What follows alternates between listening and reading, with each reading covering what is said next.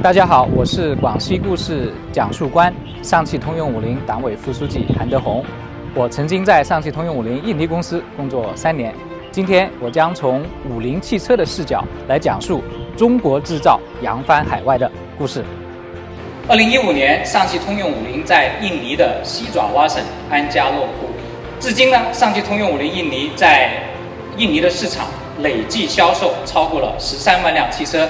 其中，去年投产上市的新能源汽车50 LEV 成为了印尼当地的新宠和爆款。